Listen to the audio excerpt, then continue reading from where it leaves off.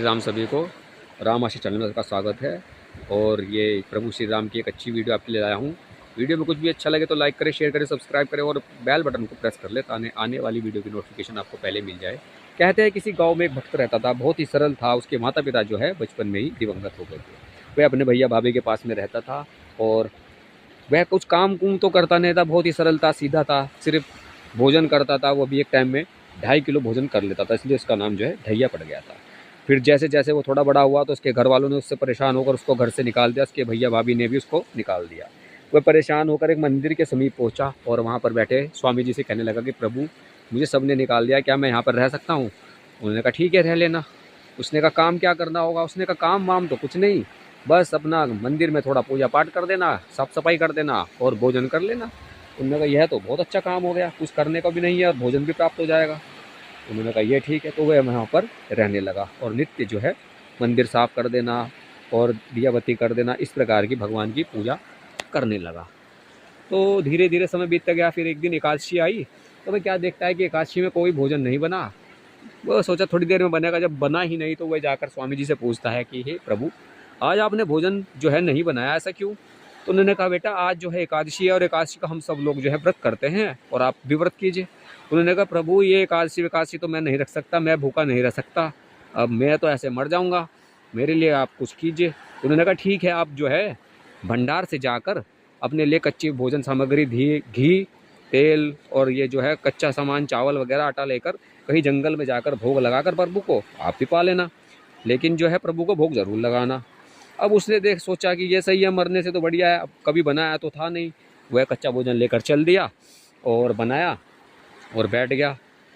अब उसने सोचा कि प्रभु श्री राम जैसे पर्दे में रखते हैं, वो भोजन पर्दे के पीछे बैठ के भोजन करते होंगे, साक्षात करते होंगे आकर। अब उसको बेचारे को यह पता नहीं था क्योंकि सरल व्यक्ति था। तब वो जो उन्होंने बताया था मंत्र, जैसे वो करते थे उसके गुरुजी, ऐसे उसने बोला, प्रभु राम आइए, राजा राम आइए, मेरे भोजन का भोग लगाइए। अब प्रभु कहाँ आने वाले थे, लेकिन वो है उस व्यक्ति इतना सरल था, उसने कहा प्रभु अगर आप नहीं आएंगे तो मैं जो है भोजन को भोग नहीं लगाऊंगा और ऐसे ही भूखा ही अपने प्राण त्याग दूंगा। अब कहते हैं प्रभु श्री राम जो है सरल व्यक्ति पर जल्दी रीझ जाते हैं, क्योंकि वह तो भाव के भूखे हैं और जैसे भाव होंगे वैसे प्रभु की आस्था जैसी होगी उसके अनुरूप वो फल जरूर देते हैं। प्रभु श्री राम के बारे में ऐसा कहा जाता है। तो उन्होंने देखा मेरा भक्त ऐसे मर जाएगा, तो उन्होंने कहा चलो ठीक है। तो प्रभु आ गए। तब उसने वहाँ पर उनको भोग लगाया और भोग लगाने के बाद में बोला कि प्रभु, मैं अगली बार भी आपके लिए भोजन बनाऊंगा। अब अगली एकादशी आई तो अब मुझे बता देना कि कैसे कैसे भोग लगाना है। तो अगली बार जो है वो लक्ष्मण को लेके आ गए। अब उन्होंने कहा है प्रभु, ये कौन है?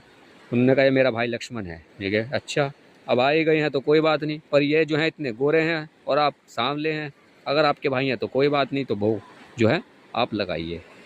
तो भोग लगवाते हैं भगवान श्री राम। तो बड़े चाव से भोग लगाते हैं।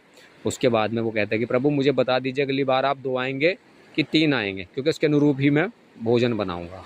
तो प्रभु मंद मंद मुस्काकर अंतर ध्यान हो गए। अब अपने गुरु जी के पास जाता है, बोला कि वहाँ पर तो जो है 2 जने आ गए थे, आप तो बोल रहे थे एक भगवान है, वहाँ तो 2-2 भगवान आ जाते हैं, अब मुझे भोजन कम पड़ जाता है। आप एक काम करो, मेरा जो है भोजन, कच्चा जो भोजन आप मुझे देते हैं वो बढ़ा दो ताकि मैं अपना भूखा न मरूँ। तो वो जो है उनको बोलते हैं कि शायद भूखा रह जाता होगा, कोई बात नहीं, जो है इनको ज़्यादा से ज़्यादा कच्चा भोजन दे दो। तो वो उनसे कच्चा भोग लेकर आ जाता है, जंगल में बनाता है और फिर प्रभु को वही करता है कि लक्ष्मण राम आइए, राजा राम आइए, मेरे भोजन का भोग लगाइए। तो वह क्या देखता है, वहाँ पर भरत जी और शत्रुघ्न भी आ जाते हैं। अब वो कहता है ये कौन है? उन्होंने कहा ये भी मेरे भाई हैं। उन्होंने कहा आपके टोटल कितने भाई हैं? उन्होंने कहा मेरे 3 भाई हैं।